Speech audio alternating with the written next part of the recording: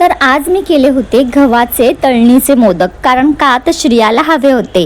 हा व्लॉग आहे गणपतीच्या आदल्या दिवशीचा, म्हणजे हरतालिकेच्या दिवशीचा. हरतालिकेची पूजा मांडले मी, कारण का आज होता माझा उपवास. आणि अशी छानशी पूजा करून घेतली.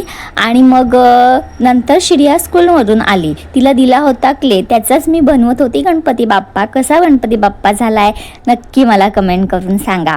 आणि त्याच्यानंतर हरतालिकेच्या प्रसादासाठी आमच्याकडे हे असं करतात, म्हणजे त्या दिवशी तळलेलं शिजवलेलं असं काही खात नाही. हरतालिका माता ही शांततेचं प्रतीक म्हणून ओळखली जाते. तर त्याच्यासाठी भिजवलेल्या साबुदाण्यामध्ये केळं घातलं, दही घातलं आणि मग शाळं असतं त्याची साई बारीक करून टाकली आणि मग साखर टाकून छान मस्त एकजीव करून घेतलं. संध्याकाळी फक्त हे उपवास सोडायचा उद्या असतो, पण संध्याकाळी ह्याचाच नैवेद्य दाखवून हे छान खाऊन घ्यायचं असतं. तुमच्याकडे कशी हरतालिकेची पूजेचं व्रत करतात मला नक्की कमेंट करून सांगा.